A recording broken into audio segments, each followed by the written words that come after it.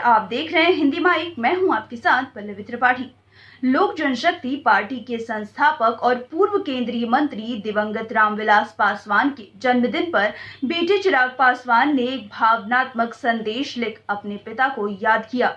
बीते कुछ दिनों में लोक जनशक्ति पार्टी में और चिराग पासवान के परिवार में जिस तरह से बिखराव हुआ, उसने कहीं न कहीं चिराग पासवान को अकेला कर दिया है। हालांकि इस टूट का असर न सिर्फ चिराग पासवान के परिवार पर पड़ा, बल्कि बिहार की राजनीति में भी इसकी खूब सियासी हलचल मची हुई है, जिसका प्रभाव बीते कई दिनों से देखने को मिल रहा है। इसी दौरान दिवंगत रामविलास पासवान के जन्मदिन के अवसर पर चिराग पासवान आज ही अपने पिता की कर्मभूमि हाजीपुर से आशीर्वाद यात्रा भी निकालने जा रहे हैं।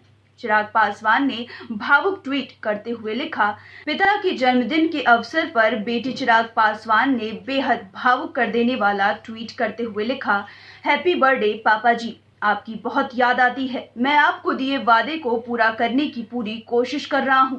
आप जहां कहीं भी हैं, मुझे इस कठिन परिस्थितियों में लड़ते देख आप भी दुखी होंगे। आप ही का बेटा हूं, हार नहीं मानूंगा। मैं जानता हूं आपका आशीर्वाद हमेशा मेरे साथ है।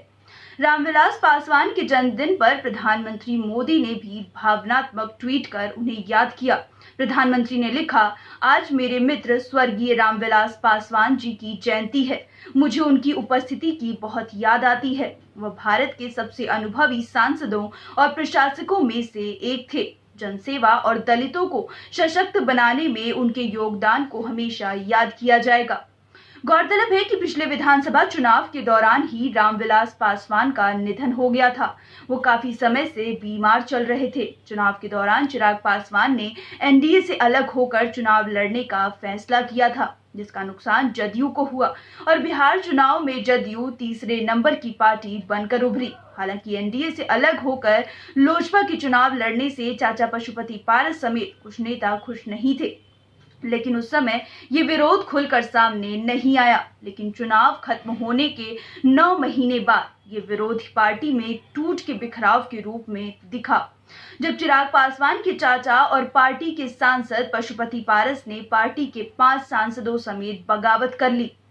पार्टी से अलग हुए बागी गुट के सांसदों और उनका नेतृत्व कर रहे चिराग पासवान के चाचा पशुपति पारस ने चिराग पर पार्टी के एकाधिकार और तानाशाही का आरोप भी लगाया और बागी गुटों के सांसदों के सहयोग से लोकसभा में पार्टी के सदन नेता बन गए। गौरतलब है कि पार्टी से बगावत करने वाले सांसदों में चिराग के चचेरे भाई प्रिंस भी शामिल थे, जिसे कभी चिराग पासवान अपना गुरूर कहा करते थे।